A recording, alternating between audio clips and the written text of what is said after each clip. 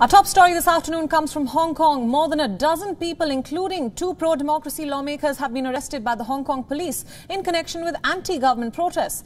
Democratic Party legislators Ted Hui Ching-fang and Lam Cheuk-ting are among those who have been arrested.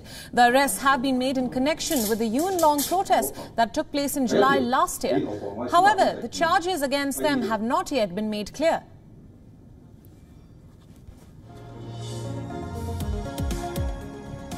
Thirteen of these arrests are on suspicion of participating in protests that were held in the Yuen Long district in 2019.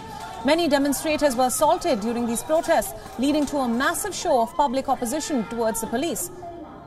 The police have been ramping up arrests of pro-democracy activists and lawmakers. Earlier this month, media tycoon Jimmy Lai and pro-democracy activist Agnes Chow were arrested under China's new national security law imposed over Hong Kong. The two were later released on bail.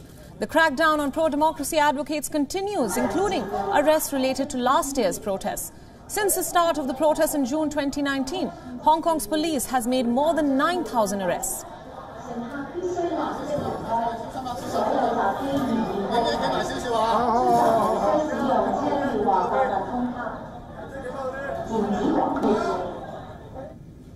For more updates about this recent crackdown, we are now being joined live by Ryan Ho-Kilpatrick from Hong Kong. Ryan, a very good afternoon to you and thanks so much for joining us. Now, two prominent pro-democracy lawmakers arrested in Hong Kong in connection with anti-government protests which took place last year. So tell us more about these charges and why are they being arrested now, a year later?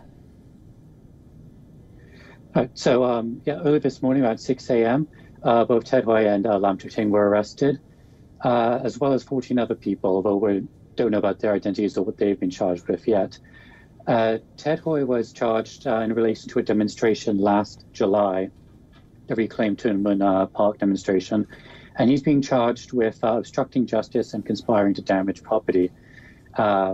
Same with Lam Cheuk-ting, but Lam has also been charged with rioting in relation to the infamous incident on July 21st last year, when a gang of white-clad men with the triad links started indiscriminately attacking commuters, protesters, and journalists at the Yuen Long MTR station.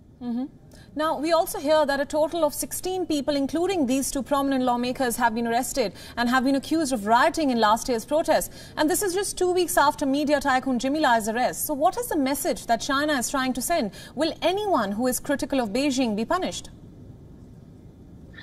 Yes, obviously the dragnet targeting opposition members is widening.